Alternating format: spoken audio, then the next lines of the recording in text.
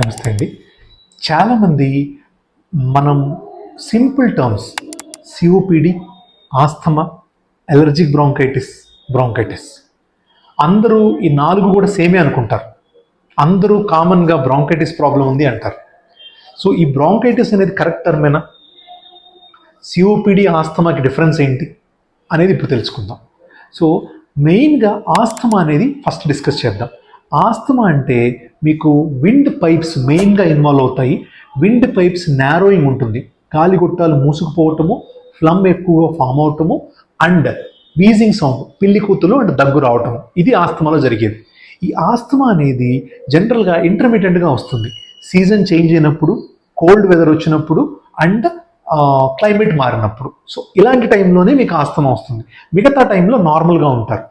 ఇంకొక పాయింట్, ఆస్థమా అనేది మీకు జనరల్గా ఎర్లీ లైఫ్లో అంటే less than 15 years, less than 20 yearsలోనే స్టార్ట్ అవుతుంది. కానీ సిఓపిడి అనేది లేట్గా స్టార్ట్ అవుతుంది. జనరల్గా 35 to 40 years తర్వాత స్టార్ట్ అవుతుంది. అండ్ ఇది స్టార్ట్ అయిన తర్వాత స్లోగా ప్రోగ్రెస్ అవుతూ ఉంటుంది. ఇది ఇంటర్మీడియట్గా వచ్చిపోయే డిసీజ్ కాదు. సిఓపిడి అనేది ప్రోగ్రెసివ్గా ఉంటుంది.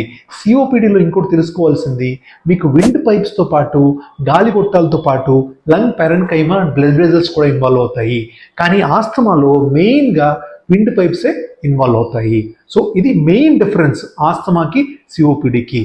ఆస్థమా అనేది fully controllable and fully treatable. కానీ సిఓపిడి అనేది it is a progressive disease. Once COPD diagnose అయిన తర్వాత అది మనకి ప్రోగ్రెస్ అవుతూ ఉంటుంది. సో దానికి హయ్యర్ లెవెల్ ఆఫ్ ట్రీట్మెంట్ అనేది, మేనేజ్మెంట్ అనేది కంపల్సరీగా తీసుకోవాలి.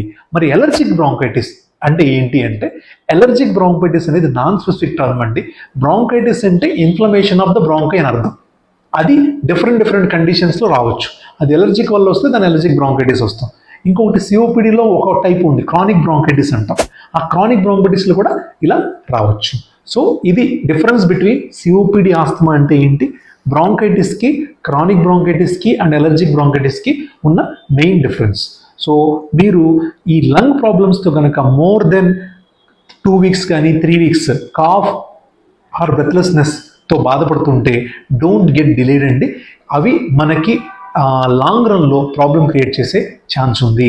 ఈ వీడియో కనుక మీకు హెల్ప్ అయితే please do share with your family and friends. నమస్తే.